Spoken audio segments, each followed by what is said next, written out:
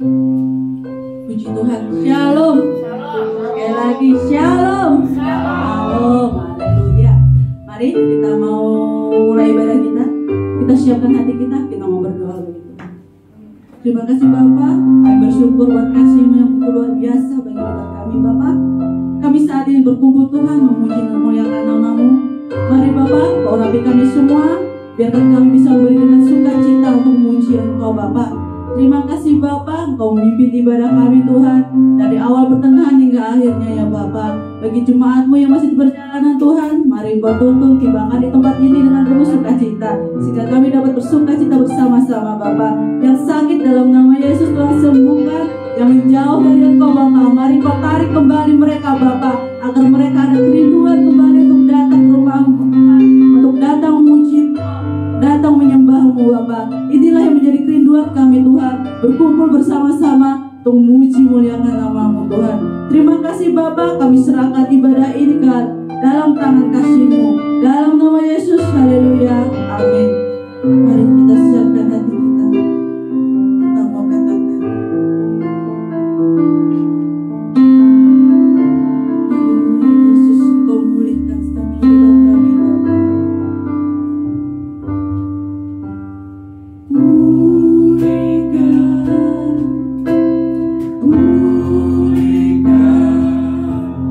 Hatiku dengan kasih-Mu.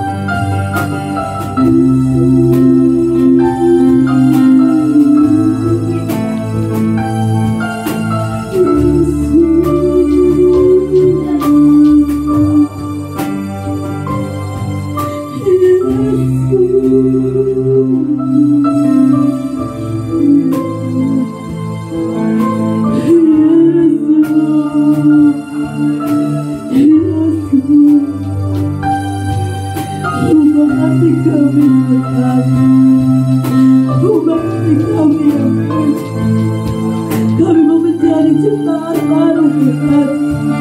Kamu lepaskan segala kejahatan yang ada di hati kami Tuhan.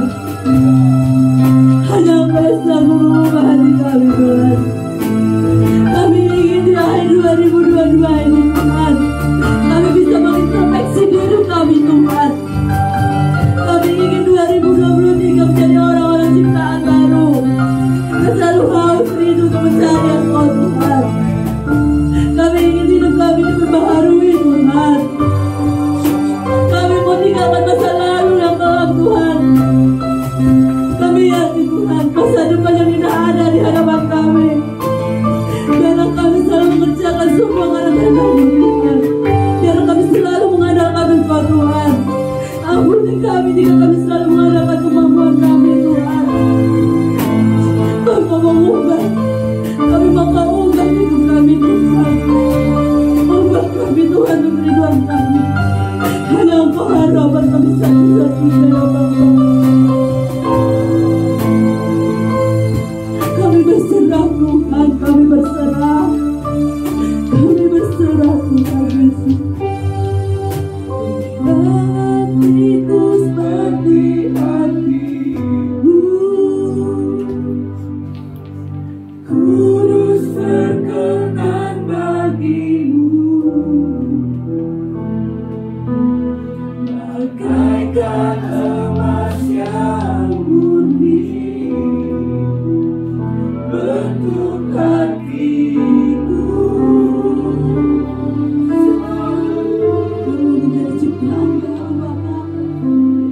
Ku menjadi ciptaan Bapa. Kami mau bebas dari semua yang jahat Tuhan. Bebas dari semua yang jahat. Kami mau serupa dengan gambar-Mu Tuhan. Kami mau serupa dengan gambar-Mu. Sucikan-Ku. Sekali lagi kita mau katakan Tuhan. Sekali lagi katakan ubah hatiku Tuhan. Ubah hatiku seperti hati-Mu. Kami berkenan bagi-Mu. Kami hanya bisa berserah Tuhan. Kami hanya bisa berserah. Kami berserah hadapan-Mu Tuhan. Kami bisa berserah. Kami tak mampu tanpa-Mu Tuhan. Hidup kami akan berantakan Tuhan. Kami menjadi orang ciptaan baru Tuhan. Biarlah kami menjadi orang-orang yang baik. Kami menjadi orang yang lebih baik Tuhan. Ubah kami Tuhan. Ubah Tuhan. Kami yang merasakan menjadi lemah Tuhan. Kami ingin menjadi seperti-Mu Tuhan.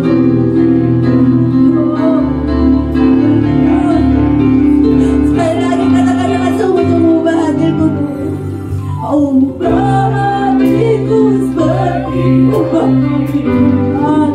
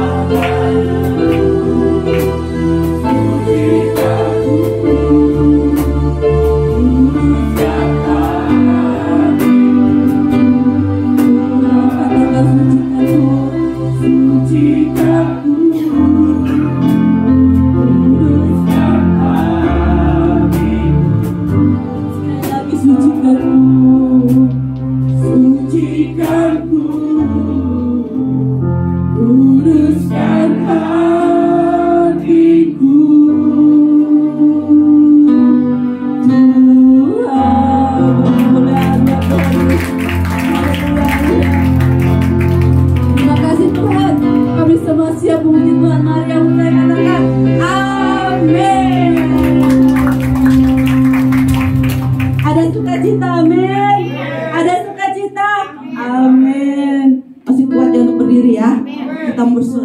Tuhan. Kita mau bersuka buat Tuhan Yesus lahir membawa keselamatan, dan keselamatan sudah diberikan kepada kita semua. Saatnya kita mau menyanyikan Dia, kita mau memuji Dia dengan pujian sukacita kita di hadapan Tuhan. Mari kita mau katakan, kita surga berkembang.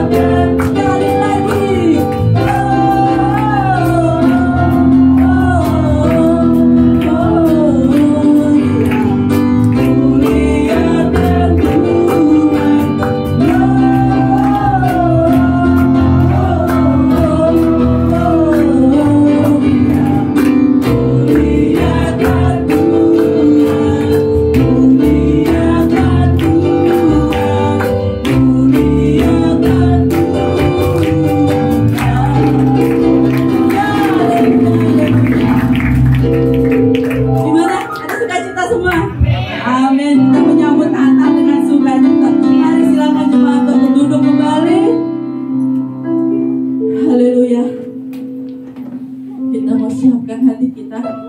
Kita mendengar suara Allah dalam hambanya. Kita mau kehidupan kita diisi oleh firman Tuhan. Terima kasih Yesus.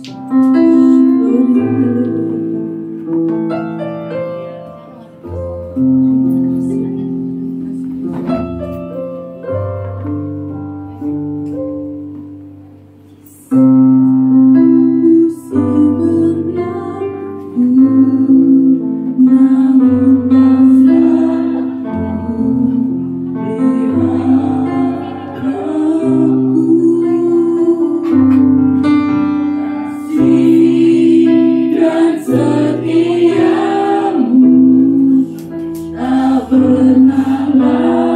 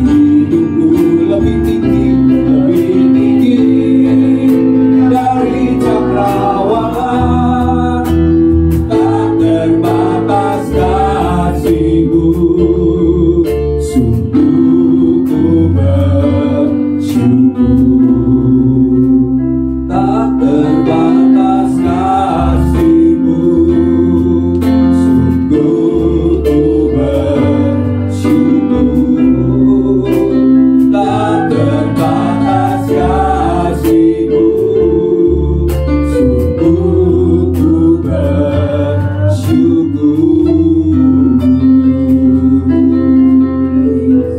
Terima kasih Bapa, Engkau sungguh baik, teramat baik.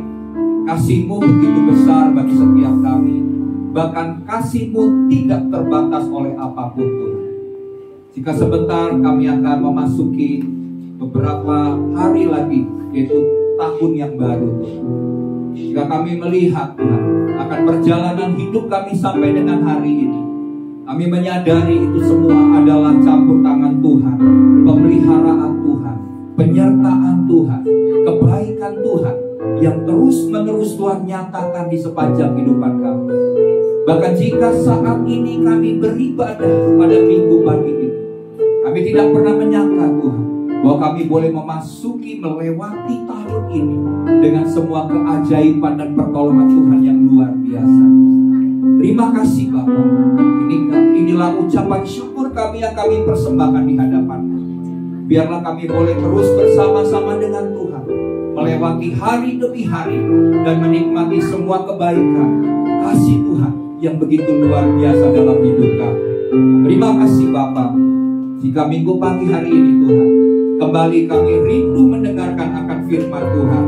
Mari Roh Kudus urapi setiap kami, berikan kami hikmat, pengertian dan pewahyuan, supaya kebenaran yang kami dengar sungguh-sungguh termeterai dalam hidup kami, mengubah hidup kami, menjadikan kami manusia yang baru di dalam Tuhan, dan hidup kami akan senantiasa menyenangkan dan memuliakan nama Tuhan.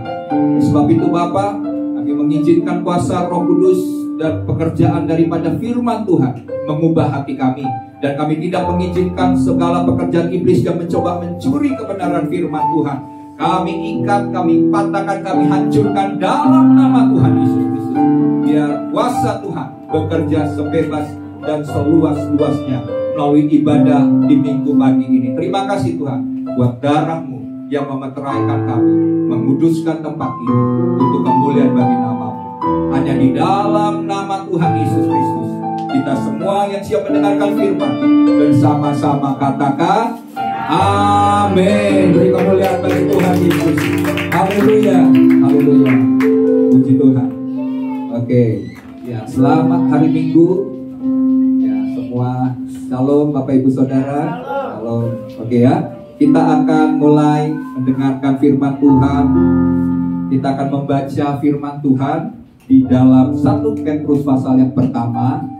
1 Petrus pasal yang pertama ayat yang ke-22 sampai dengan ayat yang ke-25. Tema khotbah saya hari ini adalah bagikan kasih Kristus. Boleh sama-sama kita katakan dulu sama-sama ya. 1, 2, 3.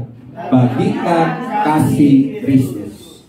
Ya, mari kita lihat dalam 1 Petrus 1 ayat 22 sampai dengan ayat yang ke-25. Karena 3 ayat saja kita akan baca bersama-sama. Amin. Karena firman Tuhan hidup, berkuasa, maka waktu kita mengucapkan firman, firman itu akan melakukan seperti yang kita ucapkan. Oke, 1, 2, 3. Karena kamu telah menyucikan dirimu oleh ketaatan kepada kebenaran, sehingga kamu dapat mengamalkan kasih persaudaraan yang tulus ikhlas.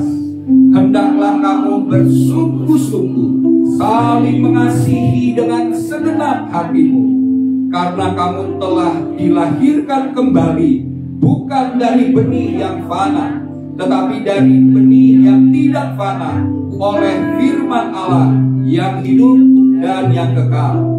Sebab semua yang hidup adalah seperti rumput, dan segala kemuliaannya seperti bunga rumput. Rumput menjadi kering dan bunga gugur, tetapi firman Tuhan tetap untuk selama-lamanya.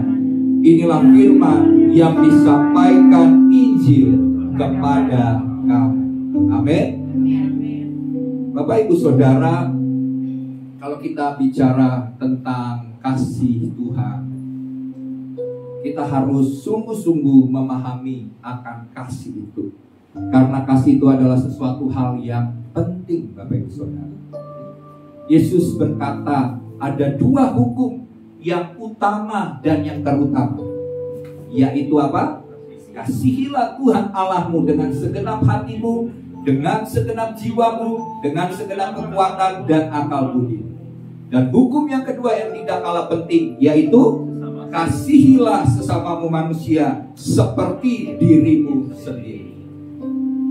Paulus juga berkata dalam 1 Korintus 13 ayat yang ke-13.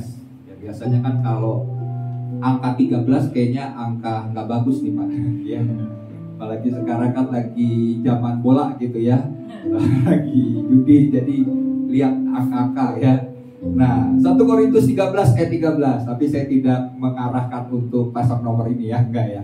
1 Korintus 13 berkata apa? Tinggallah 3 hal ini, yaitu iman, pengharapan, dan kasih. Dan yang paling besar di antaranya adalah kasih. Kemudian dalam Yohanes juga berkata dalam 1 Yohanes pasal yang keempat, Yohanes berkata, Allah adalah kasih. Jadi jelas betapa pentingnya kita perlu memahami tentang kasih, terutama tentang kasih Allah. Karena kasih ini kan berbeda ya. Kasih manusia atau kasih dunia ini berbeda dengan kasih Allah. Perbedaannya di mana? Kalau kasih dunia lebih bersikap egois, lebih bersikap untuk kepentingan diri sendiri. Ya, dikenal istilah kasih eros. Ya, antara misalnya laki-laki dengan perempuan, ya. Jangan laki-laki dengan laki-laki atau perempuan dengan perempuan, itu sudah menentang kebenaran firman. Jadi kasih eros, bagaimana manusia mencintai supaya cintanya itu diterima ya.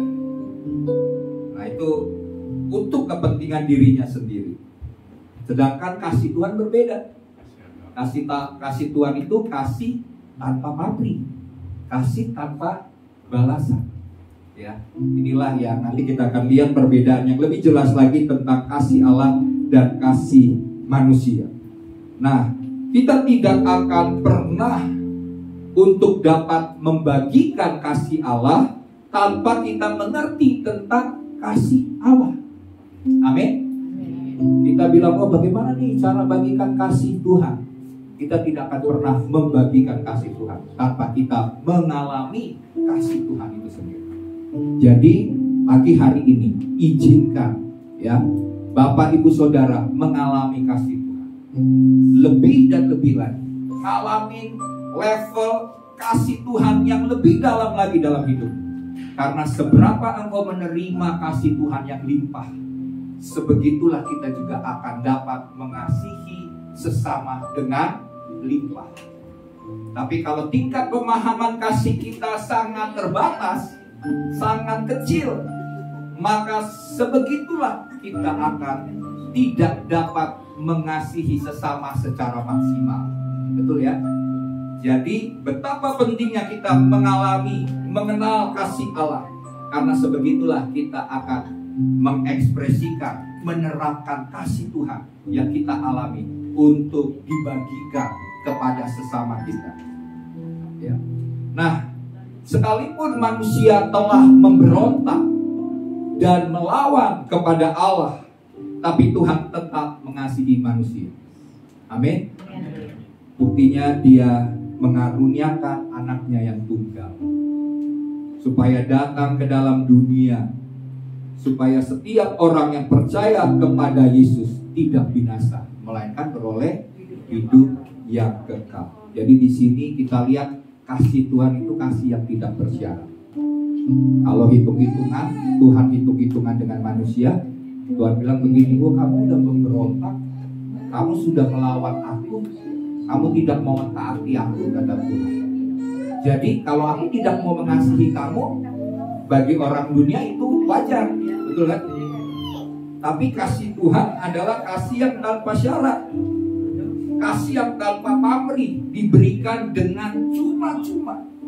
Ya, walaupun manusia tidak layak mendapatkan keselamatan daripada Tuhan, Saya ulangi, walaupun manusia tidak layak mendapatkan keselamatan yang daripada Tuhan, tapi karena kasih-Nya, Tuhan mau supaya kita mendapatkan keselamatan, beroleh hidup yang kekal. Kita tidak layak, kita tidak bisa komplain sama Tuhan. Tuhan, mana kasih, mana keadilan? Karena kita senantiasa memberontak kepada Tuhan. Keinginan daging kita senantiasa bertentangan dengan keinginan hati Tuhan. Tapi karena kasih-Nya yang sangat besar, Dia mau supaya hubungan Tuhan dengan kita menjadi baik kembali. Jadi Bapak Ibu Saudara, saya berharap Bapak Ibu Saudara jemaat GB Alpha Omega betul-betul mengalami dan menerapkan, mengekspresikan kasih Tuhan di dalam hidupmu. Karena inilah yang sangat menentukan atas kehidupan kita. Setelah kita mengalami kasih Tuhan, maka kita perlu membagikan kasih Tuhan itu kepada sesama. Nah, Bapak Ibu Saudara, kalau kita menyadari betapa pentingnya kasih Allah itu untuk kita alami, maka bagi iblis hal itu juga sesuatu hal yang penting. Penting dalam pengertian begini. Iblis akan berusaha membuat orang Kristen, orang percaya yang sudah mengalami kasih Tuhan, kalau bisa dihentikan supaya tidak lagi dapat membagikan kasih Tuhan. Karena dia tahu waktu orang Kristen, orang percaya membagikan kasih Tuhan kepada sesama, dunia ini akan mengalami pemulihan. Dan cara satu-satunya bagi iblis untuk menghentikan hal itu, dia akan lakukan dengan berbagai macam cara. Ya, karena manusia membutuhkan kasih Tuhan, dunia membutuhkan kasih Tuhan, maka iblis akan mentargetkan kita jadi target, supaya kita jangan pernah membagikan kasih Kristus kepada dunia. Ya, dengan cara apa? Dia mematikan kasih itu dalam hati kita. Mulai dengan kita kehilangan kasih mula-mula. Pertama kita ngalamin kasih mula-mula. Bapak Ibu Saudara sudah ngalamin kasih mula-mula? Bersemangat, bergairah, ya, ibadah ke gereja duduk paling depan, ya kan? Terus tapi setelah udah kehilangan kasih mula-mula, duduk paling belakang, ya kan? Pertama ibadah sungguh-sungguh, tapi setelah ngalamin masalah, ya, mengalami kekecewaan, ketidakadilan, kehilangan kasih mula-mula, akhirnya marah kepada Tuhan, bahkan bisa murtad kepada Tuhan, ya. Terus apa yang dilakukan oleh iblis? Dia membuat kasih kita menjadi dingin atau menjadi beku. Yesus berkata bahwa oleh karena kedurjanaan begitu meningkat, maka kasih akan manusia menjadi dingin. Ini Yesus menubuatkan tentang akhir zaman. Demikian juga hal ini yang akan dilakukan oleh iblis, bahwa dia akan membuat kasih kita menjadi beku, menjadi dingin. Bahkan yang iblis akan buat adalah dia akan mendustai orang-orang percaya, supaya orang percaya tidak lagi memahami, atau iblis akan memutarbalikkan kebenaran tentang kasih Allah, sehingga dia akan mengatakan kepada kita, membisikkan ke telinga kita. Dia akan bilang begini, Tuhan tidak mengasihi kamu lagi, Tuhan sudah meninggalkan kamu. Kalau dia mengasihi kamu, kenapa Tuhan biarkan kamu harus mengalami begitu berat tekanan hidup? Dia tidak mengasihi kamu. Dan itu terus-menerus akan dilakukan dengan berbagai macam cara, supaya kita pada akhirnya meninggalkan kasih Tuhan dan menjadi murtad. Untuk itu Bapak Ibu Saudara, kita perlu hidup dalam kasih Tuhan, dan setelah itu membagikan kasih Kristus, karena ini adalah panggilan setiap orang percaya. Sadari Bapak Ibu Saudara bahwa ini merupakan panggilan. Kasih Tuhan yang kita alami harus dibagikan. Jangan disimpan buat diri kita sendiri, tapi perlu dibagikan karena dunia ini membutuhkan kasih Tuhan untuk pemulihan segala sesuatu. Ya, karena kalau kita nggak pernah membagikan kasih Tuhan, yang ada dunia akan mengajarkan tentang kasih yang berbeda dengan kasih Tuhan, yaitu kasih yang menuntut, kasih yang salah arah. Saya sebut salah arah, contohnya seperti begini. Kemarin ini kan saya dengar di Amerika Serikat Presiden Joe Biden sudah mengumumkan bahwa RUU Undang-Undang Sesama Jenis ini sudah diberlakukan jadi undang-undang, dengan alasan bahwa semua manusia berhak mendapatkan kasih cinta yang sama, baik dengan lawan jenis maupun dengan sesama jenis. Nah, ini kan kasih yang salah, dan iblis akan buat itu bagi dunia itu baik, tapi belum tentu benar di hadapan Tuhan. Oleh sebab itu kita harus menyalurkan kasih yang sejati, kasih yang sempurna. Ini yang kita perlu lakukan, karena ini panggilan, ya, supaya manusia tidak terus kehilangan arah tentang kasih yang sejati. Nah, dunia mengenal bahwa kasih dalam bentuk eros, kasih untuk mendapatkan balasan, kasih untuk mendapatkan upah, kasih untuk mendapatkan pahala. Jadi kita berbuat baik tujuannya supaya kita dikasihi Tuhan. Kita berbuat baik, kasih, membagikan kasih supaya kita dapat pahala. Wah, ya kan? Inilah yang dilakukan oleh dunia. Tapi kita berbeda, orang Kristen berbeda. Kita berbuat baik, kita berbuat kasih karena kita bersyukur Tuhan sudah menyelamatkan kita, maka kita berbuat baik. Bukan supaya dapat pahala. Pahala itu pasti dapat, karena kita adalah anak-anak yang diberkati. Apa yang diberkati Tuhan akan senantiasa diberkati selama-lamanya. Ya. Oleh sebab itu Bapak Ibu Saudara, pahami tentang hal-hal kasih. Sedangkan orang percaya sejak mengalami kelahiran baru, Allah telah memberikan kasih-Nya untuk mengubah hidup kita dari dalam. Ya.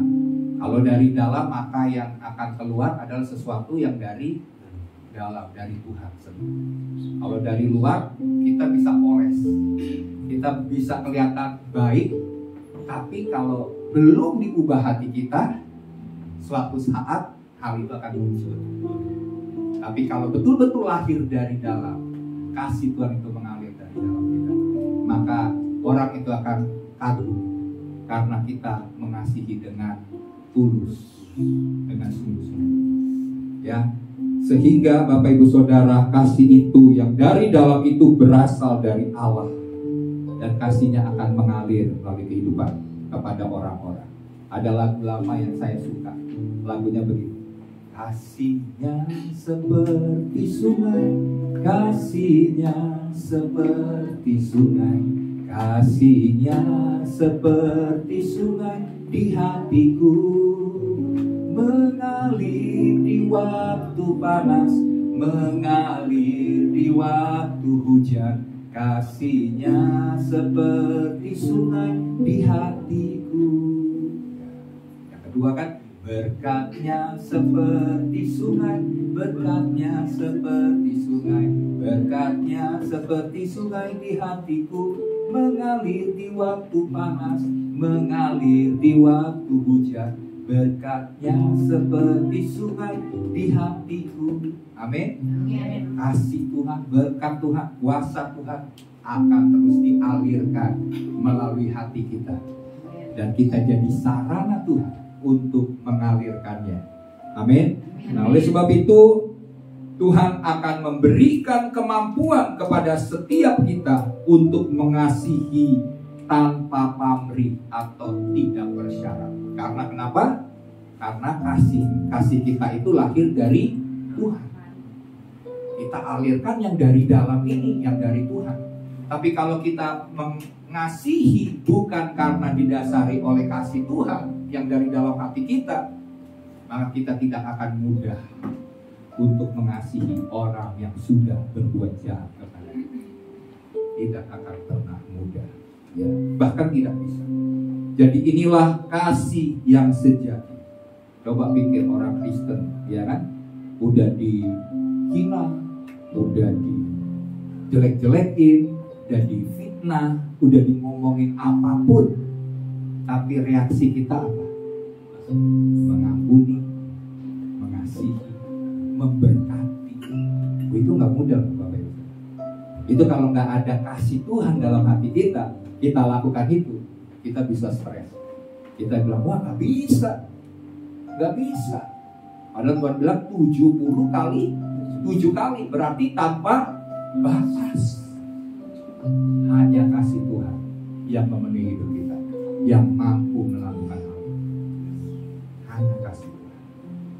Ya, karena itu Bapak Ibu Saudara, karena perubahan itu dari dalam, maka perubahan itu harus dimulai dari pikiran dan hati kita.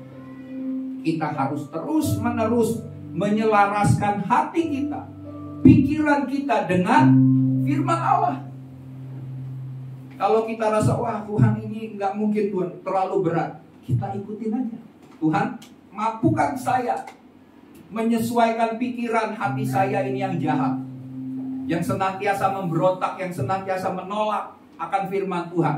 Saya mau menyelaraskan hati pikiran saya seperti apa yang firman Tuhan katakan. Maka itulah yang Tuhan senang, dan itulah yang berkenan di hati Tuhan.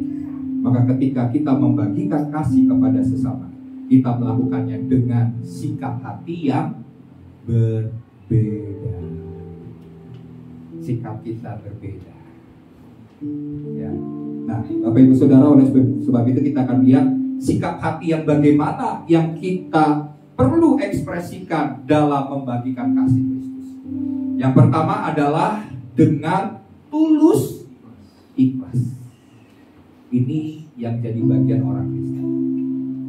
Orang lain mungkin bisa ngomong, tapi menerapkannya gak mudah. Tapi orang Kristen, orang percaya, dimampukan oleh Tuhan untuk mengasihi, mengekspresikan, membagikan kasih Kristus dengan tulus ikhlas. Ya.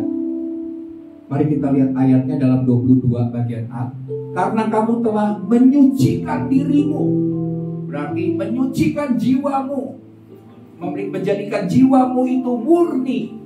Ya, seperti tadi lagu katakan, seperti emas yang murni. Jiwa kita murni, hati kita bersih. Menyucikan dirimu oleh ketaatan kepada kebenaran, sehingga kamu dapat mengamalkan kasih persaudaraan dengan ikhlas. Jadi kalau di dalam gereja orang-orang percaya aja sering berantem, ya kan, sering gontok-gontokan, kita belum bisa menerapkan kasih persaudaraan. Padahal Alkitab katakan bahwa waktu kita menyucikan diri kita oleh ketaatan kepada kebenaran, maka kita dapat mengamalkan kasih persaudaraan dengan tulus ikhlas. Kita akan memandang orang yang mungkin jahat kepada kita, melihatnya sebagaimana Tuhan melihat orang itu.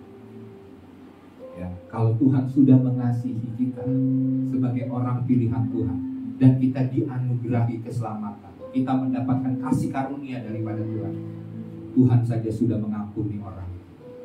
Bagian kita juga pun harus mengampuni dan mengasihi orang, sebagaimana Tuhan sudah mengasihi orang. Ya, tentunya setiap kita kan punya karakter-karakter yang banyak yang belum benar, ya. Nah, itu kan sedang diubah Tuhan. Ya udah, itu urusan masing-masing. Amin. Bagian kita tetap mengasihi, apalagi saudara-saudara seiman, dengan tulus ikhlas. Oke. Selanjutnya, kebaikan yang dilakukan yang didasari oleh hati yang tulus, yaitu hati yang rela tanpa meminta balasan, itulah yang disebut dengan kasih yang tanpa batas. Ya, dengan rela dilakukan dengan hati yang tulus kepada orang-orang. Nah, Bapak Ibu Saudara, ada perbedaan antara yang Yesus ajarkan, karena Yesus ini kan teladan kita ya, dengan orang-orang Farisi. Nah, kita bisa lihat, saya bisa catat di sini, Yesus itu rela dihina, padahal dia adalah Tuhan yang mulia. Coba bayangkan, dia Tuhan yang mulia, tapi dia rela dihina. Sedangkan orang Farisi adalah hina, tapi ingin dipermuliakan. Kebalikan, ingin dipermuliakan, tapi Yesus tidak. Terus Yesus tidak pernah menuntut. Tapi orang-orang Farisi, ya, mereka orang Farisi akan membuat supaya orang-orang itu mengingat mereka, menuntut mereka, orang-orang itu, untuk memberi penghormatan kepada mereka dengan doa di pinggir-pinggir jalan, ya kan? Supaya orang lihat, wah, ini orang Farisi, ini orang yang ahli-ahli agama. Doa aja di pinggir jalan, berjam-jam berdoa, supaya mendapatkan penghormatan.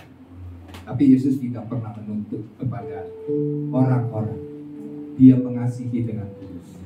Kemudian kita lihat Yesus mengajarkan kebenaran dan melakukan kebenaran. Tapi orang Farisi, dia mengajarkan kebenaran, dia mengajarkan hukum Taurat, hukum-hukum Musa, tapi mereka tidak melakukan. Bahkan mereka menambahi Taurat Musa itu dengan hukum-hukum yang lain yang sulit untuk dilakukan oleh orang-orang Israel pada zaman itu. Sudah dibikin sulit, tapi dia sendiri tidak melakukan. Nah, inilah yang membuat Tuhan marah dengan orang Farisi. Kamu katanya kelihatan dari depan itu putih ya, tapi sebenarnya kamu itu kuburan. Ya, sesuatu hal yang mematikan di dalam. Nah, Bapak Ibu Saudara, di sini Yesus mengajarkan kebenaran dan melakukan. Yesus juga tidak berbohong dan berdusta. Dia jujur, dia apa adanya. Tapi orang Farisi penuh dengan kemunafikan, penuh dengan kepalsuan. Dengan berbagai macam cara dia memoles sesuatu, sehingga menjadikan orang menganggap bahwa dirinya benar, untuk membuat orang terpesona, untuk membuat orang kagum. Padahal itu semua adalah kepalsuan dan kemunafikan. Ya. Tapi Yesus tidak melakukan hal itu. Dia apa adanya. Oleh sebab itu, dari contoh-contoh yang kita lihat tentang pribadi Kristus dan juga perbedaannya dengan orang Farisi, kita harus memilih mengikuti pribadi Tuhan. Amin. Kita jauhkan dari cara-cara Farisi, cara-cara orang untuk mendapatkan pujian dari manusia, ya, atau mencari penghormatan yang sia-sia penuh dengan kepalsuan. Kita minta sama Tuhan, mungkin kadang-kadang ada sisi-sisi dalam hidup kita yang tidak kita sadari. Kita terus minta, Tuhan, ampuni saya. Saya pun sebagai gembala kadang-kadang tidak terlepas dari hal-hal yang bisa disebut mencuri kemuliaan Tuhan, sombong, ya kan? Atau melakukan hal-hal yang mungkin belum berkenan di hadapan Tuhan. Kita semua harus terus belajar. Tuhan, ubah hati, ubah hidup. Aku mau selaras sesuai dengan kehendak Tuhan. Dan itulah yang Tuhan kehendaki. Karena Tuhan tahu kita itu penuh dengan kekurangan, kelemahan. Dan Dia mengasihi Bapak Ibu Saudara. Amin. Ya. Nah, jadi kita lihat contoh dengan tulus ikhlas. Mari dalam 2 Samuel pasal yang ke-9 kita lihat firman Tuhan dalam 2 Samuel pasal yang ke-9. Kita tahu tentang Mephiboset. Siapa yang tahu tentang Mephiboset? Mephiboset ini adalah anak dari Saul, atau dia sendiri anak dari Yonatan. Tuh ya. Nah, Mephiboset ini adalah orang yang cacat. Kedua kakinya timpang. Dan suatu kali Raja Daud meminta kepada hamba daripada orang-orang Saul yang masih hidup, untuk dia bertanya kepada orang-orang Saul, yaitu hamba-hamba dari Saul, budak-budaknya ya. Dia bilang gitu, masih adakah keluarga dari Saul yang masih hidup. Kemudian maju yang bernama Ziba. Ziba ini adalah budak atau hamba dari keluarga Saul.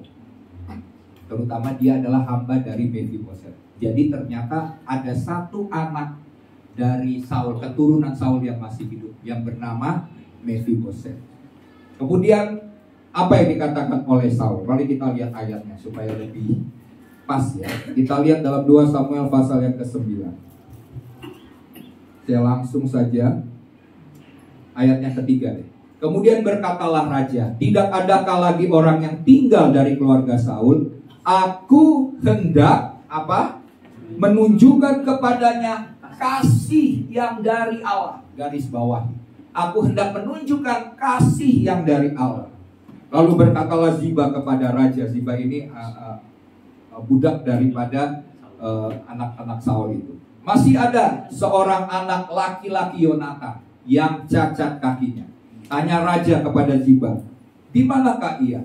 Jawab Ziba kepada raja, dia ada di rumah Makir bin Amiel di Lodebar. Sesudah itu Raja Daud menyuruh mengambil dia dari rumah Makir bin Amiel dari Lodebar. Dan Mephiboset bin Yonatan bin Saul masuk menghadap Daud. Ia sujud dan menyembah, kata Daud. Mephiboset jawabnya, inilah hamba Tuanku. Kemudian berkatalah Daud kepadanya, janganlah takut, sebab aku pasti akan menunjukkan kasihku kepadamu. Oleh karena Yonatan ayahmu, aku akan mengembalikan kepadamu segala ladang Saul. Nenekmu dan engkau akan tetap makan sehidangan dengan aku. Lalu sujudlah Mephiboset dan berkata, apakah hambamu ini, sehingga engkau menghiraukan anjing mati seperti aku? Dia menyadari bahwa dia ini nggak punya apa-apa, dia ini cacat, dia nggak bisa berbuat sesuatu. Maka dia menganggap dirinya seperti anjing mati. Anjing itu sesuatu yang hina, ya, tidak dihargai dan mati lagi. Jadi udah nggak ada gunanya. Lalu raja memanggil Ziba, hamba Saul itu, dan berkata kepadanya, segala sesuatu yang adalah milik Saul dan milik keluarga daripada Saul, kuberikan kepada cucu tuanmu itu. Engkau harus mengerjakan tanah baginya. Engkau, anak-anakmu dan hamba-hambamu harus membawa masuk tuayannya, supaya cucu tuanmu itu ada makanannya. Mephiboset cucu tuanmu itu akan tetap makan sehidangan dengan aku. Lihat, Daud tidak menyimpan dendam kepada keturunan dari Saul. Padahal kalau dia raja, dia akan habiskan, dia bisa habiskan. Mana keturunan yang merupakan keturunan dari Raja Saul yang berusaha membunuh saya? Sebagai raja dia berhak untuk habiskan sampai keturunannya tidak tersisa. Tapi apa yang dilakukan oleh Daud? Daud bilang, masih ada keluarga, saya mau menunjukkan kasih Allah. Dia bilang, saya kembalikan semua ladang milik Saul, neneknya, dari ladang neneknya, jadi turunannya, nenek moyangnya diberikan semua. Bahkan kamu tuan hamba-hamba Saul layani akan Mephiboset. Dan nggak cuma sampai di situ. Siapa? Mephiboset sehidangan dengan raja. Jadi setiap kali raja makan, Mephiboset diajak makan sama seperti keluarga dari raja. Padahal itu adalah anak dari musuh. Ini kasih yang luar biasa yang Daud tunjukkan dengan kasih yang tulus dan ikhlas. Jadi mari kita berbuat baik bukan untuk mendapatkan sesuatu, ya, tanpa supaya yang kita berikan itu adalah sebagai ucapan syukur atas keselamatan dan kebaikan yang kita terima daripada Tuhan. Jadi kita berbuat baik, kita berbuat kasih karena kita sudah mendapatkan kasih kebaikan daripada Tuhan. Ya, sebagai ucapan syukurnya kita melakukan hal-hal yang demikian. Oke, yang kedua. Yang kedua adalah dengan bersungguh-sungguh dan segenap hati. Dalam ayat yang ke-22b berkata demikian. Hendaklah kamu bersungguh-sungguh saling mengasihi dengan segenap hati, bukan dengan setengah hati. Amin. Bersungguh-sungguh saling mengasihi. Ini yang paling penting, Bapak Ibu Saudara. Ya, dengan bersungguh-sungguh dan dengan segenap hati. Nah, ada contoh tentang membagi kasih yang sungguh-sungguh dengan segenap hati, yaitu dengan salah satunya memberi yang terbaik. Kalau kita sungguh-sungguh, kita melakukannya dengan segenap hati, maka kita akan melakukan semuanya dengan yang terbaik. Kalau ibu-ibu ya, kalau dia mengasihi suaminya, pasti dia akan memberikan yang terbaik. Dia masak-masakin yang enak, ya kan? Dia lihat suaminya lagi duduk-duduk di depan sambil baca koran, dibikinin kopi dan dibikinin goreng-gorengan gitu ya. Ya, saya nggak ada sih, nggak maksud nyindirnya gitu ya. Tapi pasti ada kasih kepada suami, ya, dalam hal, atau misalnya suami melihat istrinya, aduh, ini istri saya sudah setia gitu kan, kapan lagi nih saya mau pengen beliin sesuatu yang berharga, yang membuat istri saya betul-betul akan kagum dan terpesona. Dia akan beli sesuatu yang istrinya nggak pernah sangka-sangka. Tahu-tahu diberikan berlian, ya kan? Atau kalau sudah diberikan berlian, pasti istri-istri senang semua ya. Nah, itu adalah bukti dari kasih yang sungguh-sungguh dengan segenap hati. Nah, itu yang harus kita lakukan. Nah, ada banyak contoh dalam pelayanan, dalam memberi yang terbaik, maka kita tidak akan melayani dengan asal-asalan. Kan? Makanya ada latihan supaya apa? Supaya kita memberi dengan yang terbaik. Kita persiapkan dengan sebaik-baiknya, karena ini kita mau melayani Tuhan, melayani pekerjaan Tuhan. Maka kita akan mempersiapkan dengan sungguh-sungguh baik secara rohani lewat doa maupun dalam teknis, dalam persiapan-persiapan untuk latihan. Jadi itulah bukti bahwa kita mau memberi yang terbaik dengan sungguh-sungguh dan dengan segenap hati. Terus ada memberi sesuatu yang ada yang misalnya contoh, kalau kita mau bersungguh-sungguh dan memberi yang terbaik, maka kita tidak akan memberi sesuatu yang tidak bisa digunakan atau tidak bisa dimakan lagi, apalagi yang sudah basi atau yang sudah kadaluarsa ya. Tapi pemberian kita itu adalah pemberian yang terbaik. Ketika kita memberi seperti kita memberi buat diri kita sendiri. Ya, nah ini adalah sesuatu cara dan ciri yang baik. Tentunya kan ada istilah kalau kita mau pelayanan misi, maka kita akan menyumbang pakaian. Tapi yang kita sumbang adalah pakaian yang layak pakai, ya. Bukan pakaian yang udah sisa-sisa yang kita pikir udah tinggal dibuang nih, saya udah nggak bisa pakai. Padahal pakaian yang tidak layak pakai. Nah, ini adalah contoh-contoh. Jadi waktu kita memberi kepada seorang, kita berusaha memberi yang terbaik, bukan asal yang misalnya seperti makanan basi, itu kan seperti menghina gitu ya. Tidak, tapi yang minimal sekemampuan kita. Bukan juga terlalu kita beri yang terbaik, akhirnya kita melebihi dari sesuatu yang nggak seharusnya. Ya, nggak perlu seperti itu. Tapi yang penting kita tahu batasan yang benar. Kita memberi dengan sukacita, dengan sukarela, dan itu menyenangkan hati Tuhan. Ya. Nah, kemudian selanjutnya adalah memberi dengan tidak menunda-nunda. Ada banyak orang yang menunda-nunda untuk memberi. Ya, memberi sesuatu dia tunda-tunda. Nah, kalau sudah besok apalah, nanti aja biarin, ya kan begitu. Padahal itu harus kita beri, tapi kita menunda-nunda. Nah, biasanya orang yang menunda-nunda itu sebenarnya tidak sungguh-sungguh memberi. Biasanya ada motivasi dari dalam hatinya yang tidak sebenarnya sungguh-sungguh memberi. Dan orang yang seperti itu semangatnya sebenarnya bukan sungguh-sungguh, tapi setengah hati. Ya.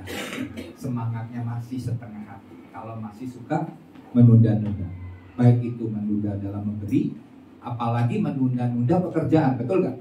Kalau kita menunda-nunda pekerjaan kan berarti hati kita nggak di situ dalam pekerjaan itu, karena kita bilang aduh males masih mau santai, ya kan? Nah, berarti nggak sepenuh hati bekerja untuk menyelesaikan pekerjaan itu, sehingga kita menundanya.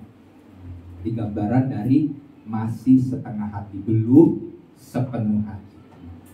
Jadi Bapak Ibu Saudara, mari kita belajar tentang hal itu. Dalam Ulangan 1 ayat 36, kita akan baca Ulangan 1 ayat 36. Kita lihat ada satu sosok pribadi yang luar biasa, yang bernama siapa di sini? Kaleb bin Yefune. Kita tahu yang masuk tanah perjanjian hanya 2 orang, yaitu siapa? Yosua bin Nun dan Kaleb bin Yefune. Kalau dari pihak anak muda, Yosua yang masuk tanah perjanjian. Tapi dari pihak orang tua adalah Kaleb. Dan dia masuk tanah perjanjian pada umur 85 tahun. Tapi pada umur 85 tahun dia bilang, Yosua berikan kepada saya daerah pegunungan. Padahal di daerah pegunungan itu orang-orangnya adalah raksasa-raksasa. Tapi dia bilang begini, sebagaimana saya umur 40 tahun punya kekuatan untuk mengalahkan musuh-musuh, demikian juga di umur 85 tahun saya juga sanggup mengalahkan raksasa-raksasa itu. Dan dia benar, dia menaklukkan wilayah itu dan menguasai wilayah pegunungan Efraim. Karena kenapa? Di dalam ayat 36, Ulangan 1 ayat 36 berkata begini, kecuali Kaleb bin Yefune, dialah yang akan melihat negeri itu, dan kepadanya dan kepada anak-anaknya akan kuberikan, ini janji Tuhan, kuberikan negeri yang diinjaknya itu, karena dengan segenap hati ia mengikuti Tuhan. Sekalipun umur kita mungkin sudah tidak sekuat pada masa lalu, tapi kalau kita punya segenap hati, sepenuh hati untuk mengikuti Tuhan, maka kekuatan yang daripada Tuhan akan memampukan kita melakukan perkara-perkara yang besar. Umur tidak menjadi batasan untuk kita bisa berbuat sesuatu yang besar. Contohnya seorang kolonel yang bernama Kolonel Sanders. Ya, dalam perjalanan hidupnya dia penuh dengan masalah. Ya, dia tidak bisa berhasil dan sukses. Tapi pada umur yang tua, dia bisa menjadi orang yang kaya, yang kita bisa nikmati sampai sekarang, yaitu makanan Kentucky Fried Chicken. Berasal dari seorang Kolonel Sanders, dan dia berhasil pada umur yang sudah 80, sudah sangat tua. Saya percaya Tuhan juga bisa memberikan kemampuan yang luar biasa itu kepada setiap kita. Saya lihat ada orang-orang yang sudah umur 80 tahun tapi masih bisa olahraga, masih kuat, masih luar biasa. Itu karena kenapa? Dia mempersiapkan, dia betul-betul menjaga fisiknya, sehingga di umur 80 tahun dia masih bisa lari dengan jarak yang jauh. Demikian juga apalagi latihan, kan firman Tuhan berkata begini, latihan badani terbatas gunanya, tapi ibadah, persekutuan kita dengan Tuhan, latihan kita secara rohani itu tidak terbatas, baik untuk masa sekarang maupun di masa yang akan datang.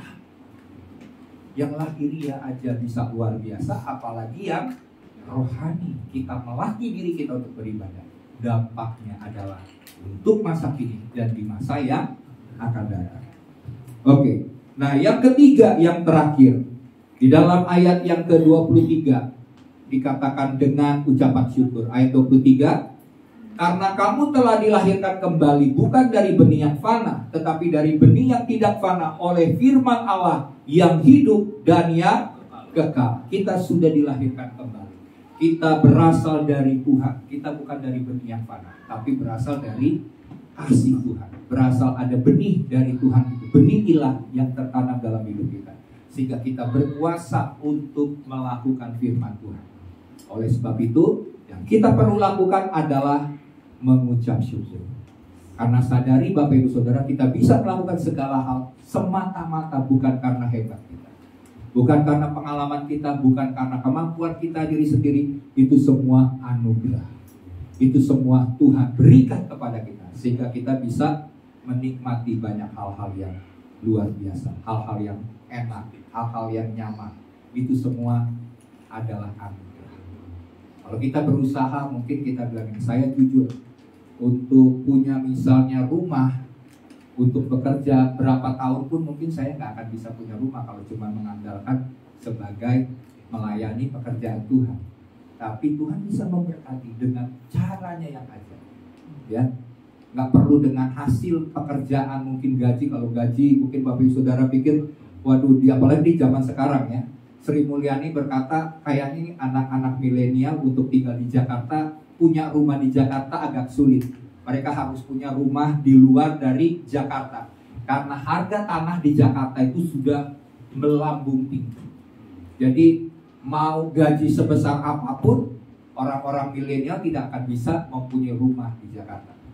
Jadi bersyukur Bapak Ibu Saudara kalau masih tinggal di Jakarta, karena itu adalah anugerah. Itu adalah berkat daripada Tuhan.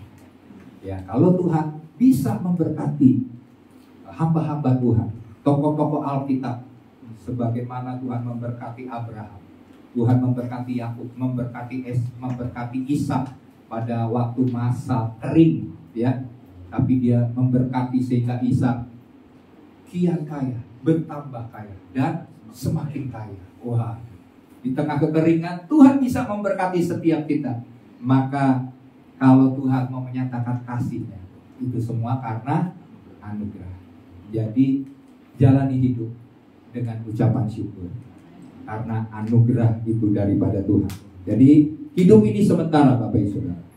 Mari kita diberi kesempatan untuk berbagi kasih. Kita pergunakan kesempatan itu, karena waktu kita melakukan hal itu, kita menyadari itu adalah kasih karunia. Amin. Kalau kita mau berbuat baik, kita menyatakan kasih, itu semua kasih karunia. Ada yang mau melakukan berbuat baik tapi nggak bisa. Tapi kalau kita bisa melakukan berbuat baik, itu adalah anugerah, dan itu adalah kesempatan yang dari Tuhan. Jadi lihatlah sekeliling kita, lihatlah situasi, lihatlah keadaan di mana kita melihat bahwa wah, Tuhan memberikan saya anugerah. Wah, ini kesempatan yang daripada Tuhan untuk saya menjadi berkat, untuk saya berbagi kasih kepada orang-orang yang membutuhkan kasih. Jadi lihat, kita peka dengan situasi, dengan keadaan yang sekarang ini, maka Tuhan akan berkenan atas hidup kita. Nah, berbuat baik dengan ucapan syukur merupakan kehendak Tuhan. Sekalipun perbuatan baik kita itu tidak dihargai, bahkan dihina, ya. Tetapi hal itu tidak akan pernah menghentikan kita untuk tetap membantu dan menolong orang lain. Ya, selama masih ada kesempatan, teruslah berbuat baik, karena kita bersyukur Tuhan sudah begitu baik atas hidup kita. Ya, sekalipun kita udah nolong orang, ya, terus dibuat sesuatu kayak peristiwa, ya, saudara tahu lah, ya, tetap jangan bilang, udahlah, saya bosen, saya udah nggak mau lagi bantu nolong, karena sikapnya malah saya dihina, difitnah, atau dikatakan yang punya motif yang berbeda gitu. Enggak, bukan berarti kita kapok, tetap menolong, tetap kita membantu. Itulah kasih Kristus. Karena Kristus pun dia berbuat baik dalam hidupnya, dia menolong orang, menyembuhkan orang sakit, tetap dia dihina, tetap dia difitnah, ya. Nah, kesempatan terkadang tidak pernah datang lagi. Ya, siapa tahu ini merupakan satu-satunya kesempatan bagi kita untuk melayani Tuhan, atau untuk melayani pekerjaannya, atau untuk memberkati dan menjadi berkat. Jadikan setiap kesempatan yang Tuhan beri itu kita pergunakan untuk menyatakan berbagi kasih Tuhan, karena itu merupakan panggilan setiap kita orang percaya. Ada lagu yang dikarang oleh seorang yang sudah meninggal, ya, almarhum.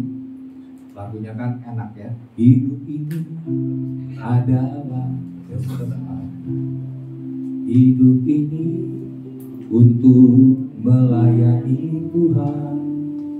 Jangan sia-siakan waktu yang Tuhan beri. Hidup ini harus jadi berkat. Oh Tuhan, pakailah hidupku selagi aku masih kuat.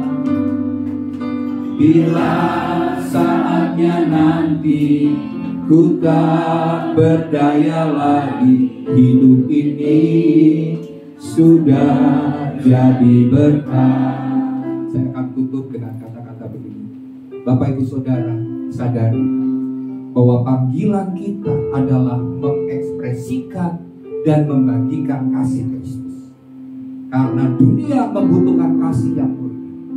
Dunia membutuhkan kasih yang sejati dan kasih yang sempurna. Dan itu ada di dalam kehidupan kita sebagai orang percaya.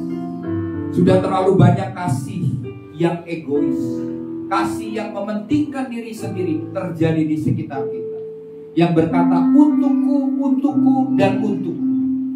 Tetapi kita punya sikap hati kasih yang berbeda dengan dunia. Karena kasih kita itu lahir dari Allah sendiri. Sekalipun ada banyak orang yang curiga, tapi kita tidak pernah berhenti untuk menyatakan kasih Tuhan. Ya, alamilah kasih Tuhan, maka Tuhan akan memberikan kasih-Nya yang lebih banyak.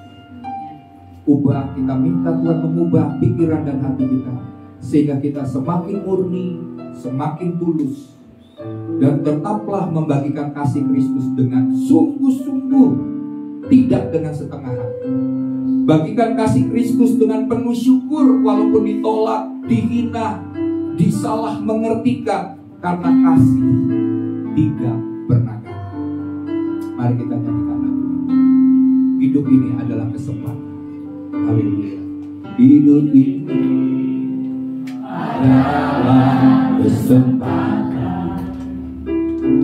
Hidup ini untuk melayani Tuhan. Jangan sia-siakan waktu yang Tuhan beri. Hidup ini harus jadi berkah. Oh Tuhan, pakailah hidupku, amin, selagi aku masih kuat. Bila saatnya nanti ku tak berdaya lagi, hidup ini sudah jadi. Biarlah kita berseru, katakan, oh Tuhan, pakailah hidupku selagi aku masih kuat.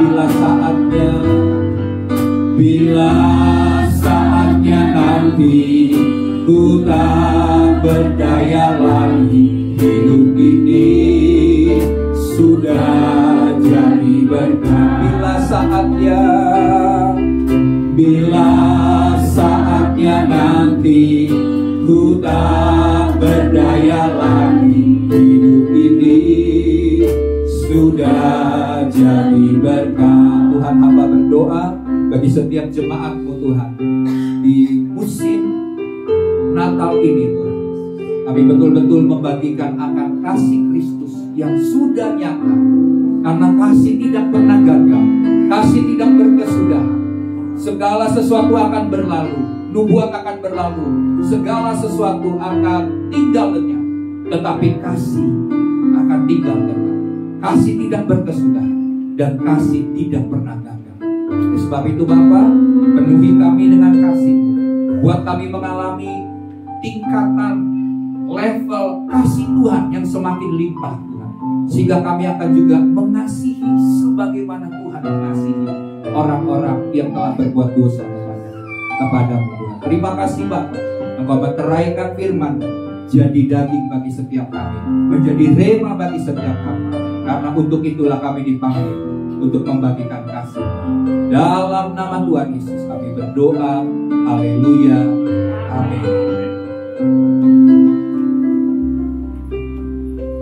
Tuhan,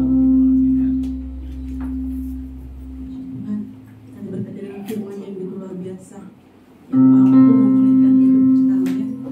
Waktunya kita memberikan persembahan. Mari sebelum memberikan persembahan kita mengucap syukur dulu kepada Terima kasih Bapa, terima kasih Yesus buat firman-Mu yang Kau sampaikan lewat hamba-Mu Tuhan. Biarlah Bapa biarlah kami selalu hidup dengan penuh kasih Tuhan. Kami punya hati yang penuh kasih Tuhan, sehingga kami menjadi orang-orang Tuhan yang Kau pilih Tuhan. Terima kasih Bapa, terima kasih Yesus. Memberkati hamba-Mu yang sudah mendengarkan firman-Mu Tuhan, pakai lebih dahsyat lagi dalam melayani Engkau. Biarlah anugerah Tuhan turun atas hamba-Mu ini Tuhan, sehingga Tuhan kami rindu Tuhan banyak jiwa-jiwa yang dimenangkan Bapa, banyak jiwa-jiwa yang diselamatkan oleh pemberitaan firman melalui hamba-Mu ini Tuhan. Berkati keluarganya Tuhan, pakai selalu Bapa dalam melayani Engkau Tuhan. Terima kasih Bapa, tiba waktunya kami akan berikan persembahan Bapa. Kau berkati persembahan kami Tuhan. Biarlah persembahan ini hanya untuk kemuliaan-Mu Tuhan. Biarlah persembahan ini bermanfaat Tuhan bagi pelayanan Tuhan di tempat ini Bapa, sehingga Tuhan banyak jiwa-jiwa Tuhan, banyak orang-orang Tuhan yang dapat menerima persembahan ini Tuhan, dan hanya kemuliaan nama-Mu saja Bapa yang dapat diagungkan Bapa. Terima kasih Bapa, terima kasih Yesus. Memberkati pekerjaan jemaat-Mu Tuhan, apapun yang dikerjakan Tuhan, biarlah Tuhan apapun hasil yang diterimanya Tuhan dapat dikembalikan untuk Engkau Tuhan. Kami ingin Tuhan sisa-sisa keuangan kami yang ada saat ini Tuhan boleh Kau cukupkan Tuhan. Setiap kebutuhan kami Tuhan adakan. Kami yakin Tuhan kami tidak akan kekurangan Tuhan. Kami yakin Tuhan Kau selalu memenuhi kebutuhan kami Bapa. Di akhir tahun ini Tuhan tidak ada yang mustahil bagi-Mu Tuhan. Kau memberkati jemaat-Mu Tuhan. Kau adakan semuanya Tuhan. Keuangan kami Tuhan, Kau tahu Tuhan, di saat momen Natal saat ini Tuhan, tahun baru saat ini Tuhan, kami cuma membutuhkan Tuhan, butuhkan dana, butuhkan banyak dana Tuhan. Tapi kami yakin Tuhan, Kau menurunkan dari tempat yang maha tinggi, Kau menurunkan berkat-berkat Tuhan yang tidak terpikir Tuhan. Kau boleh sediakan bagi jemaat-Mu di tempat ini Bapa. Terima kasih Tuhan, memberkati kami semua, memberkati tangan-tangan kami yang memberikan persembahan Bapa. Terima kasih Tuhan, terima kasih Yesus, kami siap memberikan persembahan hanya dalam nama Tuhan Yesus Kristus. Haleluya. Amin.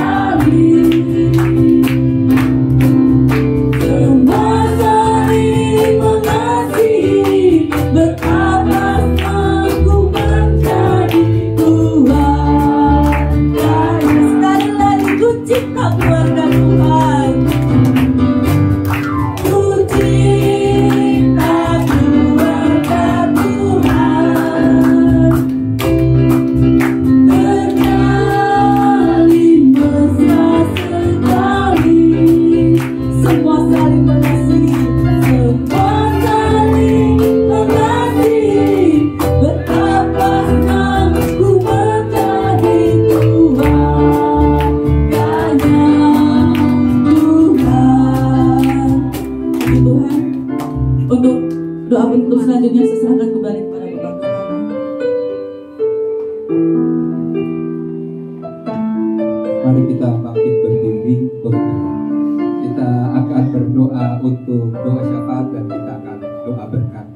Bapak, terima kasih buat ibadah hari ini.